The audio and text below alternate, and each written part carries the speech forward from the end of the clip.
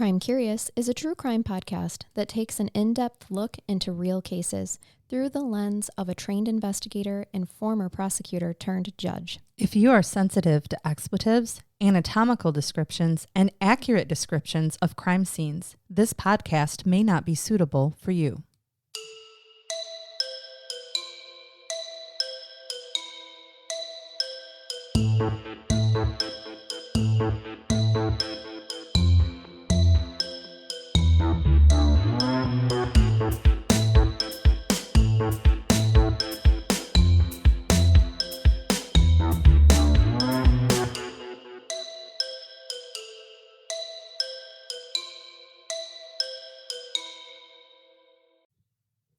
Have you or someone you love been a victim of a crime that's still unsolved? Crime Curious has teamed up with one of the top private investigation services in the Indiana and surrounding area. If you have listened to us long enough, you know that we do not seek out services or products that are meaningless to us or hold no real value. So you can trust us when we say that Corbett Investigations comes with decades of experience you won't find anyplace else.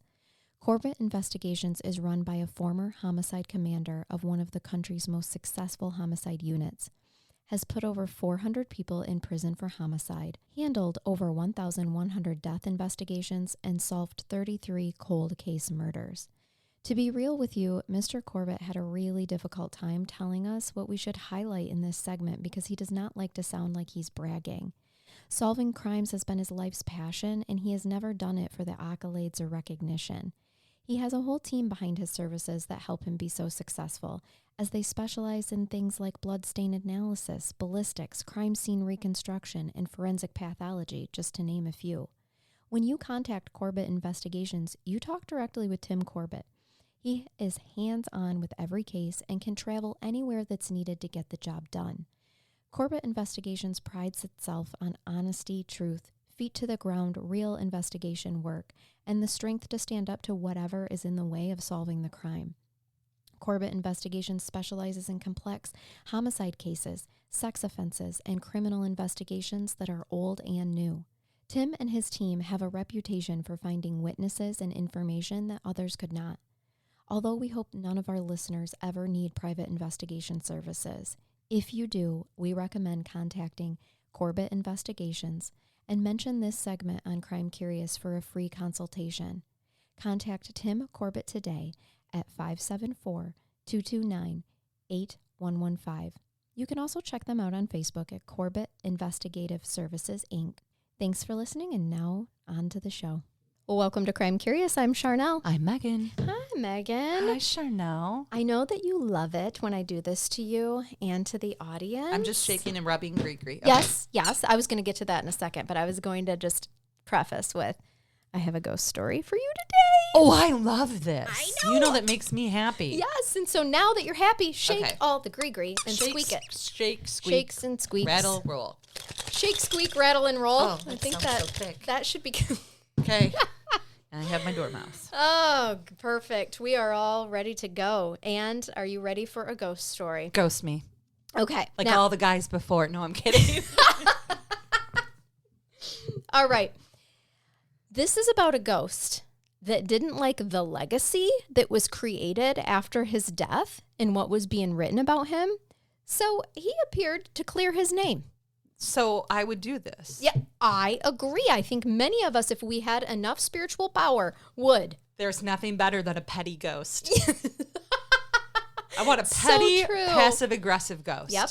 That's who I would be if I was wronged. And I went Yes. down in history as being wronged. You better believe I'm going to haunt some asses. Yes, just call me Casper Swift. Yes. Do it. I hope that it doesn't happen to either one of us. But if No. it does, just know I'm coming back with a vengeance, I'm okay people. with it. There's even a love story here, too. And there's murder in the sense that all war is murderous in some way, shape, or form, okay? Very philosophical of you. It's very interesting, though, nonetheless. So we are going to talk today about the spirit story of Lieutenant Desmond Lucius Studdard P.P. Arthur. Pee-pee? P.P. Pee-pee. Just P.P. Pee-pee. Some of this information I did take from Wikipedia, but it appeared to be updated frequently and with verifiable sources. We do that So, with the wiki. It's not always bad. It's not always bad. And this time it did look like it had, I did verify. I mean, I always verify the sources, but, they were good ones. Clicking on footnotes is my favorite thing to do. All right. So cheers, everybody. Let's jump in. Let me tell you about Desmond Lucius Studdard P.P. Arthur. He was born on March 31st, 1884 in O'Brien's Bridge in County Clare, Ireland. Okay, I was going to say he was born on a bridge, but in Ireland Yes. they name things O'Brien's after. Bridge. Yes, that was Right. not an Irish accent. That was just me being goofy. I wasn't trying. I would never. I would insult the Irish. You can do one though. I've heard you do it. I'm not saying it's I good. know. I need a few more drinks. Oh, of I this can't liquid do courage. Irish or Scottish. They're way too hard for me. I can do English, really bad Cockney, which you can as well. Sometimes Australian. That's about it. I can barely do American correctly. We are aware. So I'm certainly not going to try to butcher the beautiful Irish accent here Okay. today. An Irish ghost. You even brought me an Irish ghost. Yes. This was actually a lot of fun to research, with the exception of, I'm sorry that Mr. Arthur, That PP died? P.P. Arthur is gone, but he was born in 1884. He was going to be gone by now anyway. Agreed. So he was the son of Thomas F. Arthur and Helen Studdard. He came from a prominent Clare family. He had a sister and a brother, and they were also in the military. So one of his brothers was Captain Charles William Augustus And Arthur. apparently that brother was successful. Captain.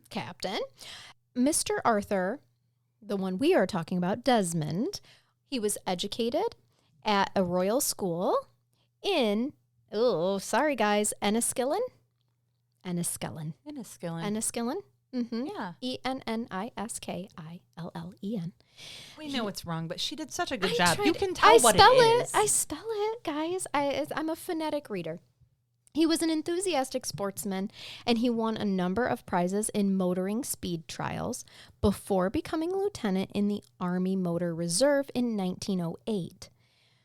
So, Mr. Arthur attended the first Irish aviation meeting on August 29th, 1910, and it was there that he was introduced to a Mr. Cecil Grace, who was a pioneer aviator who ironically went missing during a flight across the English Channel in 1910.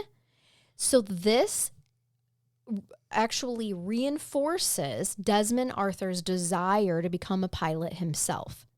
So Desmond Arthur joined the 5th Battalion Royal Munster Special Reserve and was promoted to lieutenant on May 27th, 1911. He was known for his adventurous nature as well as his unassuming manner and unfailing good spirit. So he was a good, happy guy. Just a happy-go-lucky guy, Megan. I like him already. Me too. On June 18th, 1912, so he had been a pilot for about a little over a year at this point in time, Desmond Arthur gained his Royal Aero Club certificate, number 233, after completing his trials flying at a Bristol Pier monoplane at Brookslands. Okay? Monoplane? He did. He flew a Bristol, and I meant Prior. I said Pier because I forgot the other I in it, but I typed it wrong in my notes. Okay. It is actually a Prior and not Pier. Monoplane. So many letters are the same, though. Oh, It gosh. happens. So then he joined the number 2 squadron of the Royal Flying Corps on April 17th, 1913. This guy's like a pretty big deal He's pilot. advancing quickly. He's Yes, a pilot, though. Like, he's a is. big deal. He is. You know, Yep. this guy's getting chicks at the bar. Oh. Because everybody loves a pilot. I know I do. We'll get to the chicks. Okay. We'll get to the chicks. I mean, I'm just picking like an Irish Top Gun. Mm-hmm. That's what I'm getting from all of this. I love that. Yeah. Yes. Like, this is Maverick, you guys. He is. And he was based in Montrose. So, here we go. 1913. You're giving me the skinny now? Like, this is it? This is- 1913. This is it. 1913, Montrose Airfield. It was built as an operational base for the training of pilots for the Royal Flying Corps, the first of its kind in Britain. So he is a pilot, and he's training pilots, okay? And the flying training school, like many others, did experience frequent crashes as it built up a force of skilled pilots through the First and Second World Wars. He's totally running a Top Gun program. He is. At around 7:30 a.m. on Tuesday, May 27th, 1913, Desmond Arthur's BE-2 biplane, number 205, collapsed without warning while flying over Montrose during a routine training flight from Upper Dysart to Lunan Bay. Fucking collapsed? It did. Do you know what a biplane collapsed. is? Yeah. Oh, yeah. Do you know the cool thing with the two, like, so you know it's got 2 layers of wings, it does. right?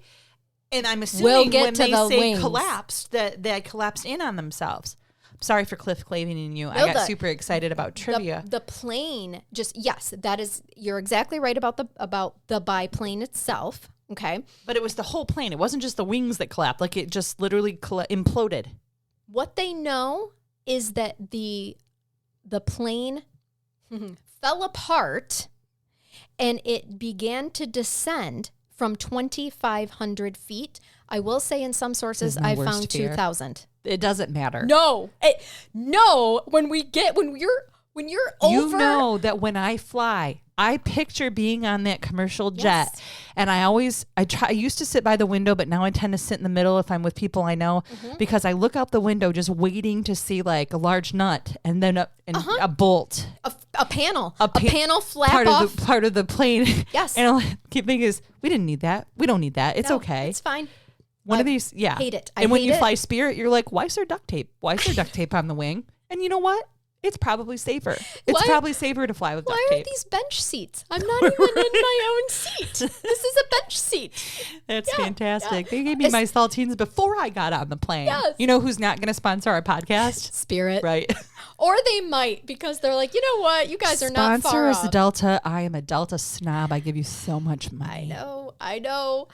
So just so you guys know, he either fell from 2,000 feet or 2,500 feet. He fell. Doesn't matter. This is not a survivable height. Oh, it's not. And what I want you to know is that because the aircraft essentially fell apart around him, he was no longer in the aircraft. Okay? His body was found 160 yards away from his aircraft. His body made a deep impression in the ground, and the impact broke every bone he had. So it is worst case scenario. Everything that we're always terrified about happening when you're in an airplane happened to Desmond Arthur. So as if that's not reason enough to come haunt people. I'm so sorry, Pee-Pee. Right? Pee-Pee Arthur? Yeah, I would have pee-peed before I crashed. I'm sure he did. We're like, we found her in a plane crash at the bottom of the gulch. It was full of urine. Yeah, right. And a little bit of shit. Right. Yes. Exactly, Charnell. That's true. It is so true. I'm making light of this, but it's terrifying to me. Mm-hmm. Now, I assume... What a horrible... Well, military operations, these things are probably they happen more often than on a commercial flight. I'm telling myself. I believe it. Well, and remember, this is the first of its kind. This is a training school that is the first of its kind. But I get the feeling there's the work of a saboteur. No, well, not intentionally. You're going to tell me the mechanics of the collapse then? I will. Okay. And I'm gonna tell you why he's pissed. As a spirit? Why he comes back, and I would too, because as if dying that way and leaving this earthly plane by being impressed into it is not bad enough. But then... And unexpectedly, as a spirit, can you imagine you're flying as a human and the next thing you know, you're flying still, but you're looking down on your plane. That's 160 yards away from where your body just exited your flesh. And then you look to the right and you're like, there I am, completely broken into pieces. There's my meat sack. Yeah, that's great. But here I am. Damn. You know, just damn. Well, that wasn't supposed to go that way. It was very Will Smith. It was very Men in Black. Was it? Yes. Well, I just feel like that's probably what I would have said as I'm looking down on my little broken body. Like, I'm going to need to see this movie with Will Smith as PP. Mm-hmm. And the spirit. Will Smith as the spirit as well. Mm-hmm. Now, let's get to the love story. So you know what's happened. I'm going to get to why he's so pissed, other than the fact that, of course, it sucks how he died. But the love story first. On his shattered body was a small framed portrait of a young woman. The glass was cracked by the impact. I have it for you to show it to you. I think we should post it. Is this going to be as good as Titanic? So it is. Oh, my heart. Similar. What a looker. She's a little Kate Winslet-y, isn't she? She is. She's got the feathered bangs, kind of Bo Derek style, but clearly early 20s feathering. And I bet she was a more profound ginger than that picture lets off. I'm sure. Well, this is Ireland. I know. I feel like she's a profound, or if not, a decent strawberry blonde. Yes. But what a pretty face. So pretty. And the reason we have this brooch that he had on his body is because the portrait was actually donated by the family of the young woman to the Montrose Air Station. And this was of a Miss Winsome Ropner. Well, that's a name. You know her parents had money because... she was... Yes. If you name your daughter Winsome, it's got to be because you're loaded, because you don't... It's because you won No one's going to pick on you if you're loaded. Yeah. Nope. Name the street rat Winsome, and This is Winsome because I won some. Yeah. Win some, lose some. She was the daughter of a successful ship owner in Hartlepool, and Lieutenant Desmond Arthur's diary revealed that he visited the family home of Miss Ropner and that they were frequently in company. Now, you're not going to love this, but I implore you to remember the times. It's 1913, people. At the time of his death, Lieutenant Arthur was 28. Care to take a guess of the age of that young woman in the picture? 15. Oh, you're so close. You're probably the closest, but you went over, so you busted if this was The Price is Right. She was 14. Ew. I know. I know. There's an ick factor, but in 1913, the strict moral standards of Victorian Britain still governed sexual contact. Because they were courting. There wasn't going to be sexual contact at 14, and I think sometimes they started courting them as young as, 12? Yes. They just couldn't engage. Once you've had your... God dang it, why can't I remember the Victorian name for menstruation? There's a... Plague of blood. I used to Hell's know it. open gate. The curse. The womanly curse. Amped flow. I don't think that's what Victorian days called I believe Duchess Florence is visiting this month. Fucketh thee. That's what we're going to call it. It's the fucketh thee. So attitudes towards this kind of relationship were much more relaxed than today. And Miss Winsome was often in the company with Mr. Desmond Arthur, but never alone. I think that this is actually normal. The ick factor piece isn't as ick factory as you might think it is, given the time and the Victorian social standards that were happening. Now, with that being said, if they were alone and he was molesting her. And again, with that being said, I think that those situations did happen because you still had situations where teenagers would pop up with child when they had supposed to have been supervised. Agreed. And even then, even though, again, there's an ick factor, I think we still have to take into account socially acceptable time frames and ages for women who were very much not in charge of their own lives, at least for the most part. If you were lucky, you got a parent that let you help in choosing your future spouse. But for the most part, when courting, you did what your dad told you to do. Correct. And she's wealthy. Yeah. Right? There's a well-off a pilot in good standing from a good family who is interested in you. Yep.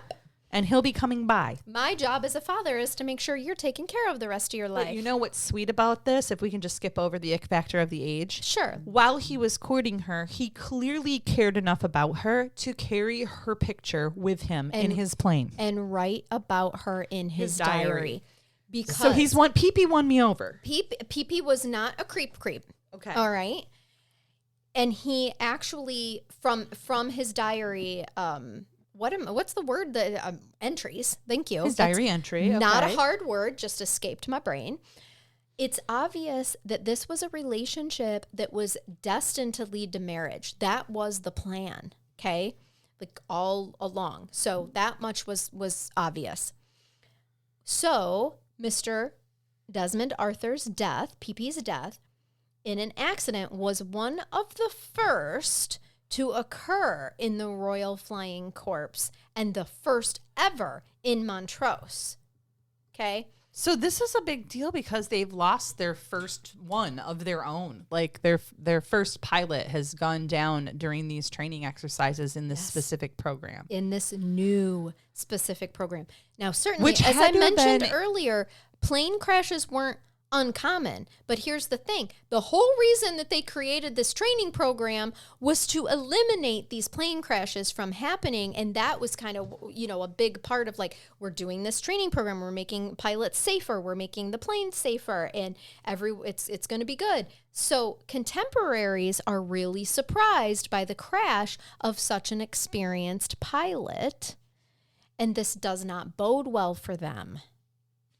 So I just want to point out that it's really interesting because, I like to point out facts, too, about why this might have come up and how this affected them as a society. So this is just post-World War I. And I just looked up the fact, there's 200,000 Irishmen that served in the British military during World War I. About 35,000 Irishmen died. And so what it tells me is that within a couple of years then, 1 or 2 years, or 10, did you say 29? No, it's 1913. Oh, yeah. This is right at the tail end then. Yes. At this point. When they're trying to... I'm sorry, you said 1930? This is 1913. before World War I. They're probably in preparation for the war. They're trying to... I apologize. I was thinking that this was just after World War I and they're, building up an Air Force, basically. Yes. Our version of an Air Force. And I knew what you were going at, of trying to eliminate the possibility of such future deaths. Right. Which actually is what the intention. That is what they were doing here. Okay. They were seeing these crashes happening and were like, you know what, we need to create a whole training program, And Montrose, being a very proud place, was really excited about their program that they had here. So for this to be their first crash was really devastating for them, okay? So essentially, I'm going to give you like the actual facts here, but just in layman's terms, they do a quick investigation and they blame Desmond Arthur for being a reckless pilot. Really? As to why, because no one could explain. This is pre-black box. No one could explain why did such an experienced pilot, that was too much of a layman's term there when I said flyer. My bad. Not wrong. For a living, I try to use put correct things down. terminology. Well, I try to put things down to a 6th grade reading level is what we're supposed to speak as when we're talking to the public. So no offense, public. No, but I did accidentally just like go into work mode. But yes. So what happens then, Megan, is we've got a cover up that ends up happening. A report issued by the Accidents and Investigation Committee at the Royal Aero Club on the 21st of June, 1913, found that the accident had occurred because of the incompetent repair of a broken spar by an unknown mechanic. So someone had worked on the biplane, not repaired something appropriately, and it's believed that the damage to the aircraft had been accidental and shoddily repaired to prevent detection prior to the aircraft being transferred from Farnborough to Montrose to be a part of this training program. All right. So that was this first initial, like, hey, this is what we think happened. And then a government inquiry opened on July 11th. So about a little less, it was like 2 weeks later, 1913. Now, remember, it doesn't look so good that some were not willing to admit that there was an issue or a faulty repair. They did not like this report. So they opened this inquiry. Can I just throw out now that I would much rather have a mechanic that made a mistake than a pilot that makes a mistake? It's going to happen. Yep. Now, what there should have been is an admission to this and then checks and balances put in place in the mechanical part here, like something to ensure that didn't happen. Right. Like, I don't know, keeping a log of who works on each plane. For sure. And Instead checking of their just work. this unknown mechanic did And this, having duct taped it. Right. He Spirit Airlined it. And did. we needed a supervisor to sign off on it. Yep. And so the government inquiry is like, no. We don't like the report from the Accidents and Investigation Committee saying that it was our fault, basically. And remember, this aircraft was transferred from Farnborough to Montrose. So the government inquiry is like, no.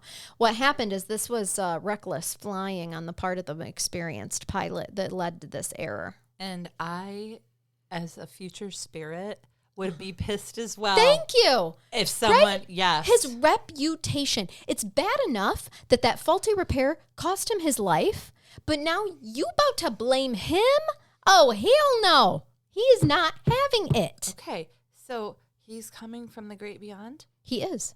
He's like, I don't love know this. More about who identified him as being there. Well, let me tell you a little more about the inquiry. Okay. As this continues on, because that was July. Is he able to identify the individuals responsible for the inquiry so that he knew whom to hunt? I don't. No. Oh, see, as a Spirit, I think I'll do a real good job at narrowing down the individuals who need to enjoy my wrath. He makes his presence known right there in Montrose. Okay. Yeah, where it all happened. So in 1914, remember this inquiry, or this government inquiry, okay? There was a Accidents and Investigation Committee from the Aero Club that initially was like, hey, faulty repair. Then the government steps in. Government inquiry is like, no, that's not it. You got it all wrong. Speaking as someone employed by the government, we're here to help. Like, come on, you can't just change the narrative. No. But we did. But they did. Oh, God. So in 1914, this carries on. And in 1914, William Johnson Hicks, he starts crying. He's basically a whistleblower. He's a whistleblower, and he starts crying of what's called a whitewash, which is the act of minimizing or covering up vices, crimes, or scandals, or of exonerating the guilty by means of a bad investigation or biased presentation of data with the intention to improve someone's reputation. Very similar to what we use whitewashing as now, only with a more racial basis to it, but with the same general definition base. Yes. So he's crying whitewash. All right. He's not wrong. Right.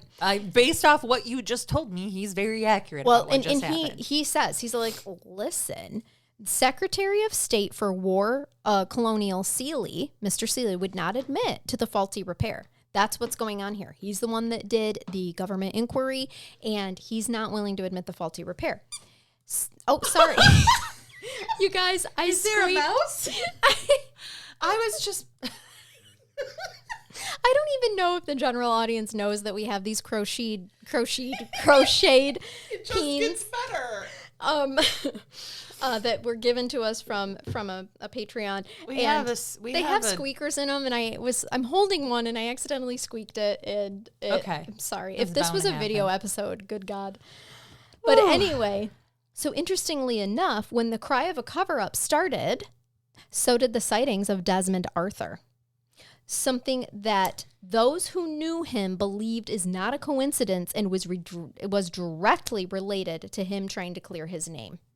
Yes. So the first one, January 1st, 1914. This is right as, whatchamacallit, I got to scroll up for his name, Mr. Johnson Hicks, William Johnson Hicks, was getting ready to cry whitewash. The squadron, the air squadron, moved from Upper Dysart to Broomfield Farm shortly after the government report was published. It is claimed that Major Cyril Foggin, and I don't know why I love that name, but I do. Please just call me Major Cyril Foggin.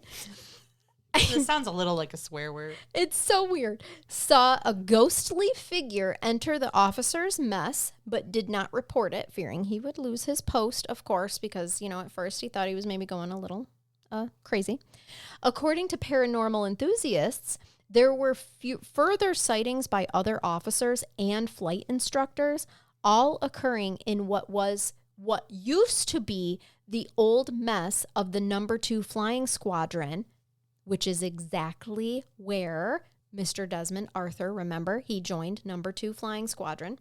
And this is their mess hall, as in like where they gathered to eat and socialize. Yep. And multiple people, and they specifically indicate that they're officers because apparently that probably gives credence to their sightings, see this, but they don't talk about it in the immediate. Nope, not in the immediate. They're all seeing it and they're not talking about it.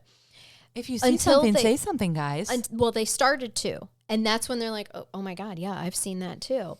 The ghost became known as the Irish apparition or the Montrose ghost. I love both of those. Me too. First of all, Montrose ghost. That just rolls off the tongue. I know, but at the same time, Irish apparition right to my heart, and it should to yours as well. It does. It does.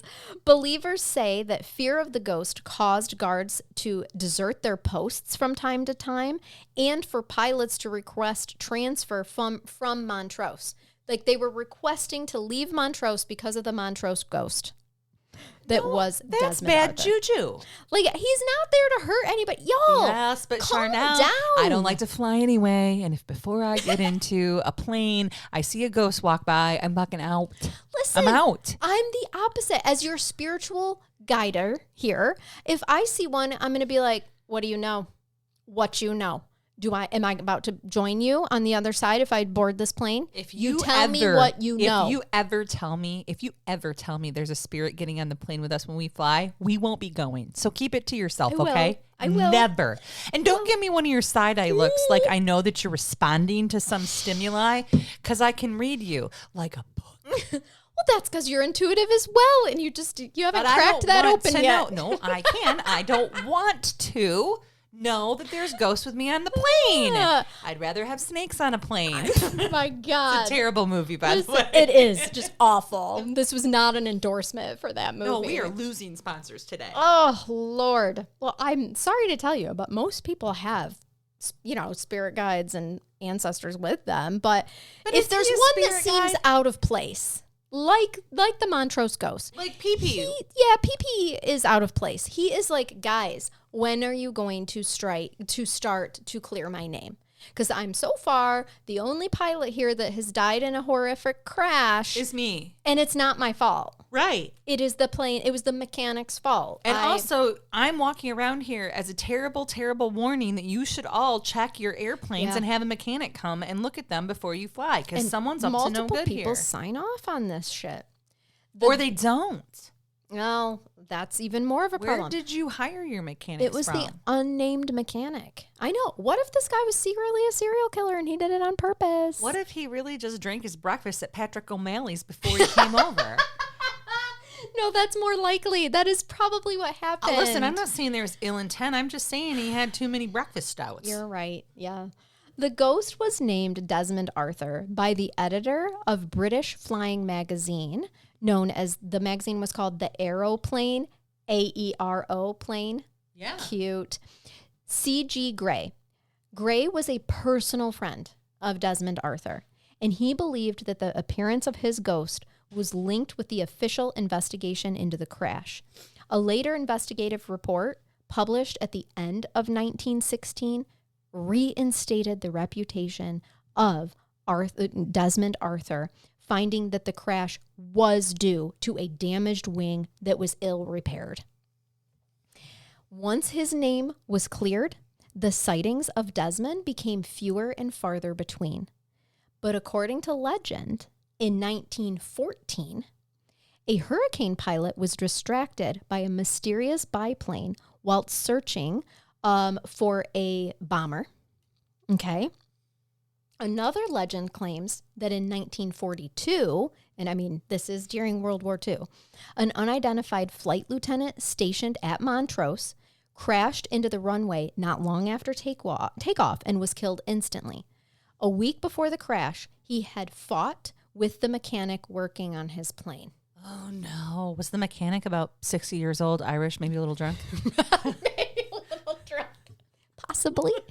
The mechanic became subject to an inquiry, but after little evidence of tampering, the charges were dropped. But it is claimed that shortly after the crash, there were reports of a ghost appearing at the airfield wearing a flying suit and goggles. According to believers, the ghost was known to be encountered along the first line, like emerging from the fog. Okay. And they believe it was Desmond Arthur again as a signal saying that was the mechanic. That was the same problem, the same guy that worked on my plane.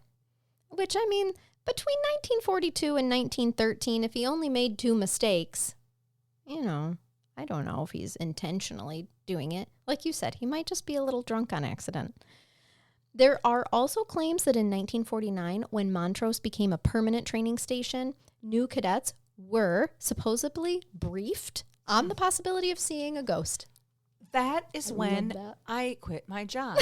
I don't feel like that should be part of your normal employee briefing. And when you get to the part about what spirits might possibly be haunting you at work, I mean, you know what? Fair. I'm glad, in full disclosure, that they said, oh, and by the way, I don't know what you believe, but there might be a ghost. Have a nice day. That's your jet over there. Right, exactly. By the by, if you see Desmond Arthur, he's an apparition. Just pay him no mind. Hurt you at it's all. fine. He just wants us to acknowledge our mechanics caused this plane crash. Also, that mechanic's done with your plane. Could you get in it and fly now? Right. I mean, he's probably not drunk. Right. So it's also claimed that Sir Peter Masefield saw what he believed was a 70 horsepower BE-2 biplane with a pilot wearing a leather flying helmet. I'm sorry. He saw a ghost plane? He did. With specifics. The pilot was wearing a leather flying helmet. You all can picture this with me. I know you can. I feel like I've seen this movie. It was on Snoopy. And a scarf while flying his chipmunk, which is a type of plane, close to Montrose while en route. No way. Yes.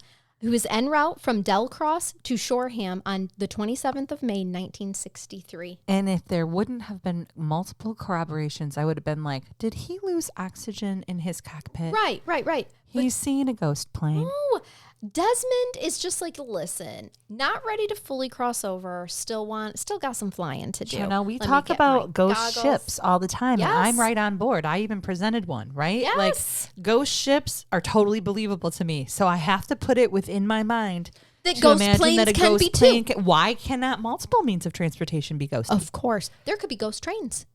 Can you imagine? Am I not really seeing that little Nash Rambler next to me as I'm driving down the street? You know what I want to see? I want to see a ghost moped. Just give me one guy on a moped. I feel like if you see a moped, if you see any mopeds, it's probably a ghost ped. So next time I see one, I'm texting you. Are you real? Saw a ghost ped. According to legend as well, Mr. Masefield landed after he believed that he had seen the other plane crashing. The 70 horsepower BE-2 biplane with the pilot wearing a leather flying helmet, goggles, and scarf. Okay. I'm picturing the scarf like floating in the wind. Are you too? Like behind him? He's got it wrapped around. Like literally a white scarf with a leather bomber jacket with a fringe on the end with the goggles. Mm-hmm. Yes. But instead of it being on Snoopy, it's on a person. It's the Snoopy garb. And it kind of reminds me of the secondary. The Flying Ace. Snoopy, something, the Flying Ace. I can't remember. You know, in A Christmas Story, that one friend that's like wearing the goggles and the leather flying helmet and scarf. Yeah. He's in line to see Santa. Him. He's kind of like him. Because he had a gig. He knew what he wanted. Dressing up then and staying dressed up all day was just such a normal thing up through the 1960s, 20s to 60s. I know. Because war was really kind of glamorized at that point. Can World we bring War I that and shit World back, War II. guys? Can we just dress up as your heroes on a regular basis as children? They do. They look like Taylor Swift. Oh, that's a good point. Or in the case of my child, she's moodier, so we're gonna go. We're rocking the Billie Eilish at my house, which is actually preferable, by the way. Right, but still, I would dress up as you, Megan. You would dress up as me? Yeah, but I'd break my ankle because I'd have to wear high heels. And it'd be ugly. It'd be so ugly. I wore high heels in the snow today, by the way. So I wondered. Yeah. Mr. Masefield, he thinks he's seeing this real plane flying next to him and he sees it crash. So he landed, Megan, to check out the crash. That's how real it was to him. Because his brain isn't going to recognize like a normal human that he saw a ghost plane. Right. If you see something like that happen, you stop. But weirdly, did he hear it crash or see smoke or did it just go down? He landed and then investigated, and there's, of course, no plane and no crash. He's like, that's weird. Yes, exactly. So the sightings, Am I in the Bermuda Triangle? Yeah, what's happening? Nope, just Montrose. Right. The sightings, although more rare now, haven't stopped. Now, like I said in the beginning, they're fewer and farther between. They were very, very frequent when his name wasn't cleared. After his name became cleared, it still happens from time to time. Now he's not there out of anger. I feel now he's here as a warning, a spirit guide, a protector. Yes, very possible. Look at how I've grown as a person. I know, I'm really proud of you. And I don't even know if what I said made sense. It did, and I'll go even farther to educate people to say that it doesn't mean he hasn't fully crossed over either. Like, our energy can go all over the place. He absolutely could still have some energy here. Oh, yeah. In the future, when I'm gone, people are going to sit at my bench and they're still going to feel my squishy lap. Yeah. My presence like, when they go to sleep. I feel the essence of Megan here. It's soft here. Yep. But you can still be, you could reincarnate. You could be still a spirit in heaven, if that's your belief or spirit realm, whatever you're comfortable calling it. Doesn't matter what label we put it on. I'm not saying it's going to be all my future reincarnations, but I do want to be a kangaroo once. Just once. Just because you want to beat the shit out of somebody and I want to be the dick that carries somebody's dog into the pond and waits for them to come and save it so I can beat the shit out of them. Oh my God. Just one just time once. though. And all then right. I'll take my karmic punishment and come back as a female again. A female. I know I've been male in multiple lives. Oh, because I know. Me this too. Sucks. Yeah. 100%. 100%. I also think that I usually have darker skin too because I hate my white. We both belong skin. In the tropics, yes. And I definitely think that's the case. Well, let me tell you, the sightings still haven't stopped. They're fewer and farther between, but they haven't stopped. Dr. Dan Patton, the curator of the Montrose Air Station Heritage Center, revealed that there have been most, recently sightings. The last I could find was in 2018. That's recent. Mm-hmm. In an article published by it's called the Courier Evening Telegraph on May 28th, 2018. Dr. Patton said that he had seen the spirit of Lieutenant Desmond Arthur just a few weeks prior. He was speaking to volunteers that were gathered to lay flowers at the airman's grave the weekend of the anniversary of his death from, 1913. So here they are. There's volunteers. They are laying flowers on his grave, and they see his spirit. That is simply him just saying, thank you. Thanks, guys, for remembering me, clearing my name and remembering me. How do you do? Right. Try not to shit your pants. Nothing I'm glad to be we scared have protocols in place now. Uh-huh. Now, you might be wondering of his child bride, Winsome Ropner. I am, because you put a love story in here. I did. Well, it was in his will that Desmond Arthur left her the bulk of his fortune, amounting to more than $1 million in modern money. Wow. And in 1918, so what is that, 5-6 years? He died in 13. Yeah. So 5 years later, Winsome Ropner married another RFC pilot. She did not forget her first love, and she named her firstborn son Desmond. So he wasn't coming back to haunt her. Nope. And if he did it in a gentle, non-scary, and evasive way. No, because that's just sweet. Isn't it? What a lovely woman. And that's where I leave you. I liked this story, Wasn't even though that interesting? A man died because of incompetence, and the irony. It's almost worse than murder, honestly. I know. It really is. It's actually super tragic. With murder usually comes motive. Usually. This was just an absolute With murder, there's tragedy. A clear sign of who to come back and haunt. Mm-hmm. To be honest, who I'm coming back to haunt? Drunk Irishman made a mistake. I don't think it's the mechanic he's upset about. I think it's the inquiry. Agreed. It's the people that did the cover-up, that did the whitewashing. Those are the people that needed the haunting. I agree. Yeah. Because the mechanic probably didn't even know he messed up. And then they come forward and say, yep, there was a mechanical error. And then there was again, how many years later? We better cover that up. Of course, there's going to have some. You know, there's going to be some. There's human error in every profession. So no, never. I encountered much of that this morning. Stop most of the afternoon. You know what? Most of the evening. Most of my day was also human error. Oh gosh. Can I bring you something wholesome and bathe you? Please. I feel like this whole episode has been pretty lighthearted. It is. And a nice change of pace. And I'm going to keep it lighthearted because I actually want to do some kind of like trivia. I'm going to enrich you guys today. Okay. We're going to talk about 20 things like that. Did you know these things had names? And when I mentioned this to you right before, you very immediately came up with number 3. Can you just tell the audience? Number 3 is the aglet. Yes. Oh, because when she was described, she's like, do you think this would be good for a brain bath? And she's like, you just, things that you didn't know had a name. And I said, oh, you mean like the aglet, which is like the plastic coating that's at the end of your string on your shoelaces or 100% exactly what it is the plastic or metallic coating. Remember when they were metal coated? Yes, I do. I took some of those suckers to the teeth. Yeah, that's what we used to. We used to whip our siblings with them. It's why they made them plastic. That is what it's called. It's an aglet. So what about this spot right here that gets really wrinkly? My what the fuck are you doing lines? The 11s? The space between your eyebrows. Do you know what it's called? No, I've always called it the 11s because that's what it makes. It has 2 L's in it that resemble an 11. It's the glabella. The glabella. Yes. Never knew that. You're making my glabella twitch. Oh my God, you've given me wrinkles in my glabella. My God, if I say glabella, tell me it again. Glabella. Bella. If I say that to my husband, he's going to think it's a female sex organ. And he's going to be like, so I could probably find the glabella. Yes. I wish Jason was here. You could, because it's right in front of your face. Okay, hold on, you guys. I have a conspiracy for us. Okay. Because Jason only listens to the episodes that he's on, let's ask him about the glabella. Let's ask him if he knows where a woman's glabella is. And just see what he says. Absolutely setting him up. Let's watch him lie through his teeth. No, he's going to look at me and say, I hate it when you use big words. You know I hate it when you do that. You make me feel stupid. That's going to be our next brain bath when we invite him or when he comes back.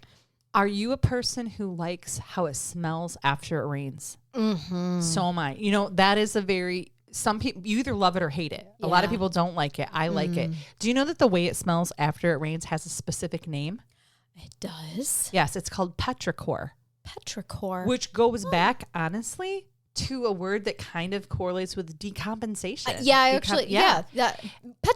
Petrified, right? Yes, petrichor. So I've always said, in a very good way, to me, it smells like dirt and worms. Mm-hmm. And I mean that in a good way. Yes. Apparently, I like the smell of dirt and worms. Me too. Petrichor. It reminds me of my childhood. Yes. Does it bring you back to like this wholesome childhood memories? Every time. Me too. In the spring or the summer when it's warm. I don't like cold rain. No. But when it's warm, the smell of the rain. Also, I cold rain doesn't smell like petrichor. No, because it smells like frozen ground and snow. And regret for living in Michigan. And the state of Louisiana currently. Yes. Also Florida, actually. And Texas. Yeah. The rumbling of a stomach is called what? It's not a rumble thunder. No. Stomach thunder. No. Oh my God. A tummy storm. A womble. I was close. A wamble. Tell me that tummy storm isn't better than a wamble. The rumbling of a stomach is a wamble. A wamble. But I'm going to blow your mind. Okay. Do you know what they call the crying of a newborn baby? What?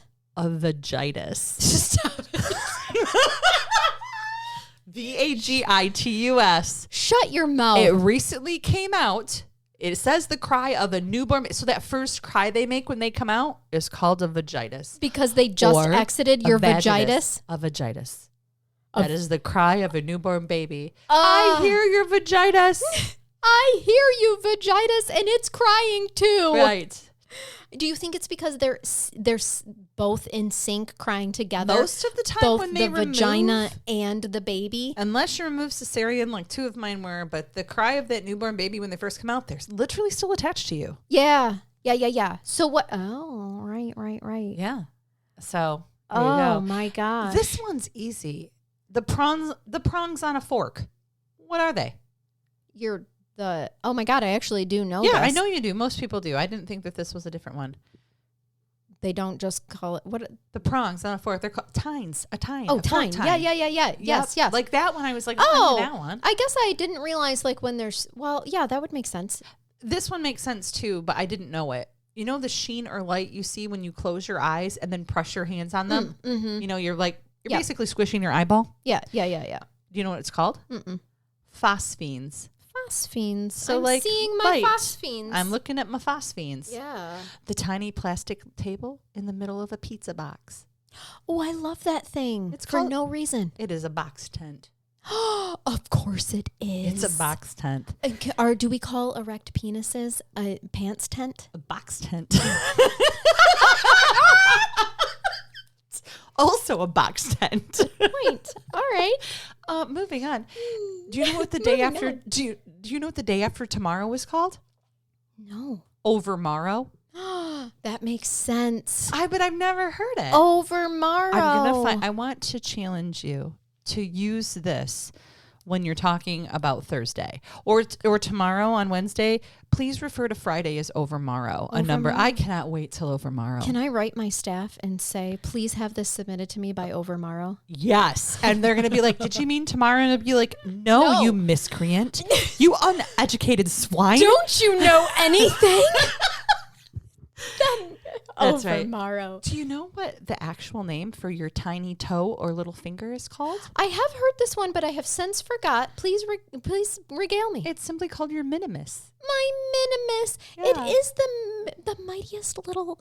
It's your minimus. Minimal part on my body. Which that part should be what your toenail should be called. I was just like gonna, because do you think the thumb's like your maximus? Like, what is your if you have a minimus, you have to have a maximus. I agree, and maybe I think it's your pointer. No, because this is pointer. You know what? My middle finger's my maximus. Well, this is thumb. This I is use pointer. it the most. I need to know all the names for the fingers, not phalanges, but like right. Do you know what the wired cage that holds the cork in a bottle of champagne is called? You know, the one we have to twist off? I recently fought with one of these. What is it called? You did and lost. It's called an agraf or an agrafe. Interesting that we have aglet and an agrif. Agrif. So what is AG standing for when we're talking about holding things? I think if we root word it back, it's going to be some type of to cover, to protect, that type of thing. I agree. Yeah. I like it. Agrif. I'm I'm fighting with my agrif again. The na na na and la la la, which don't really have any meaning in the lyrics of any song. Na na na na na na na la la la la. They're called vocables. Oh, sure. Why would they be? mean nothing. They're just vocables. Listen, I can actually sing the vocables. It's the rest of the lyrics that I can't. And I never pronounce them wrong. No. When you combine an exclamation mark with a question mark, like this, question mark, exclamation. Yeah. That's a real literary expression. Thank you. Yeah. And it has a name. And by the way, I do it all the time when I'm writing stuff. So do I. And it's usually when I'm being very aggressive. It is called, I shit you not, an interrobang.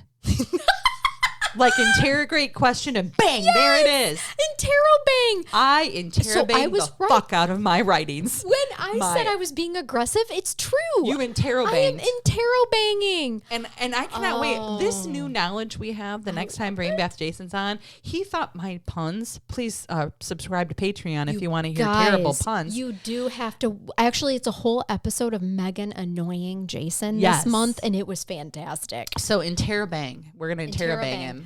And he's not going to like it. Like, he's going to hear interrobang and be like, I'm up for that. In the group chat, if we tell him next time we're going to interrobang him, he's going to be so excited. Yes. And then he's going to be very disappointed. And you're going to have to write down for me what point we're asking him to find on a woman. What the hell is it called again? Not the vagitus. That's the baby. Oh, his arglabella. Arglabella. Arglabella? The glub. My husband just walked into the studio. Okay, Matt. He's like, cut it off. Can you find my glabella? You can touch it. Right from where you're standing at. Yep. So it's nowhere that you're excited about because you're allowed to touch it in front of your wife. It's actually right here. This is your glabella. Yeah, it's your glabella. All right. See, we're learning stuff on the podcast today. Yeah. All right. Love you. Bye. Love you, Matt. The space between your nostrils is called what? Oh, my snot slide. Never mind. We can skip that one. You knew it. It's the columelonase. Oh, Like a nasal column. Nasal column. Oh, columelonase. We made it cute. Something that collects your snot. No, we made it Latin. And boogers sounds adorable. Yes. The armhole and close where the sleeves are sewn is called... Oh, I don't know. The stick hole? Armsky? Oh. Armscye. Oh, Armsky. Armsky. I like Armsky. It Armsky. was invented by a Polish man, Jason Macy. My Armsky's not sewn correctly. Fallen off. The condition of finding it difficult to get out of bed in the morning. I suffer from this. What is it? Dysania. Dysania. It's not lasania. Listen, and when you It's get up, dysania. Because it might be a dicey day. I have a hard time rolling out of bed anyway, and Me I'm gonna too. next time stand up and be like, "Oh, my dysania." And my husband be like, "What?" I'm sorry. Call in sick, you guys, tomorrow. Sorry, what hurts? Oh no, on the morrow or over morrow. Over morrow. Over morrow. Please call in sick with dysania. Yes, with Please dysania. do. Difficulty getting out of bed in the morning. But if I'm your boss, I'm going to look it up and I'm going to be like, that's funny. You can have the day off. Yeah, for sure. Also, same. Like, I suffer so bad from You that. know those people that sign things and they think they're doctors and you can't read it? Uh-huh. And by the way, I just like a point in case, if you're ever going to sign something as a doctor, it really is important that we can read your name. I like agree. of all professions. I agree. As someone who has to Who actually writes prescriptions and they're in writing? Yes, and I have to look at that stuff sometimes for investigations. I'm like, who the too. what? Who do we call? Who are Yeah, we talking the to here? Slimer. I have no idea I what it know. says. What is that straight line? Ineligible handwriting is called griffinage. You griffinage bastard. Yes, you griffinage writing bastard. Oh, Do you know what the dot over an I is called?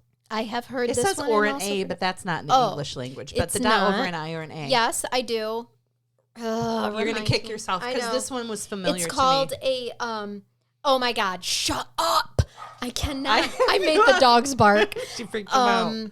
They think she's telling me to shut up. It's right there. Tip of the tongue, tongue of the teeth. It's oh my And you're God, it very is right close there. saying that. I know. I'm going to give it to you, Charnell. Tell me. Give it to me, Megan. It's a tittle. Yes! A tittle. It's my The dot. me On the eye, a tittle. me little tittle. Think of it as sticking a nipple on it. Put a little tittle on it. What is the name of the pinky again? The minimus. The minimus. Oh, it's just a little minimus tittle. That's right. We've been here. This is how we felt on the cruise after over-imbibing, and mostly by food. The utterly sick feeling you get after eating or drinking too much. Oh, Or like God. after Thanksgiving. Fucking so gross. Do you know what it's called? To the point of needing to take your husband's water pills. Gluttonous. It's called crapulence. You're welcome. It is called crapulence. I have put myself to the point of crapulence. Yes. Yes. That's where I am. And you watch people look at us the next time we say this after we've eaten too much. Will you send me these? Yeah. I want to memorize them. I need one more time through and then I'll have them memorized. Screenshotted this. It is saved. And crapulence. It's actually from, let me do the last one, the 20th one here. The metallic device used to measure your feet at the shoe store. Do you remember that? I do.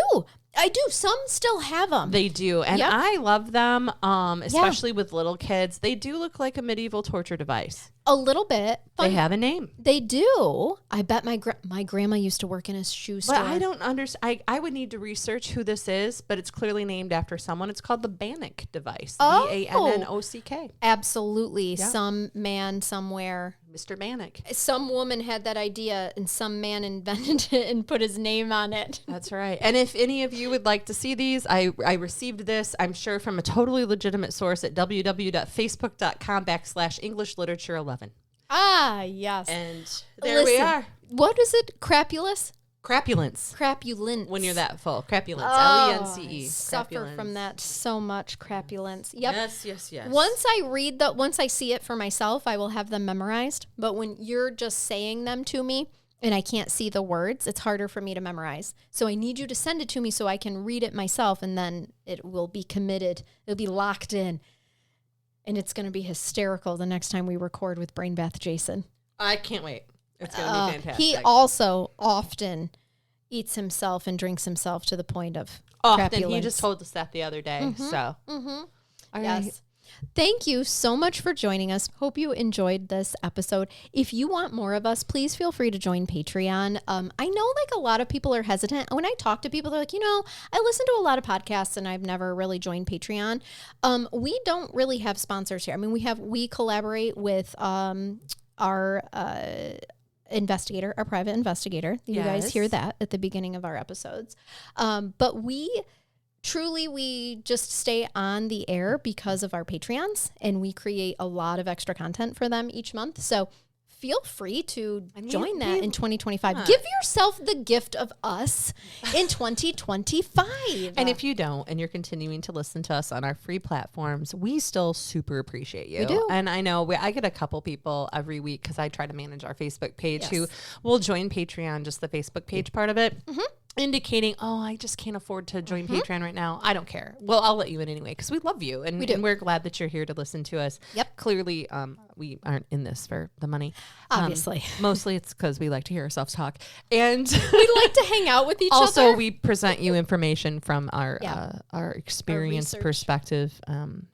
Yeah. And I'm just going to leave it at that because I don't want to be mean to any other podcast, but basically we're better. No, I'm kidding.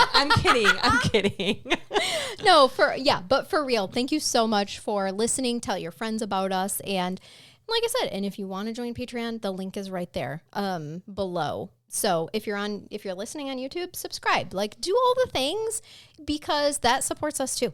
If you don't want to join Patreon. So that's wonderful. Well, until next time. Yeah. Keep it curious. And keep listening, y'all. Bye-bye.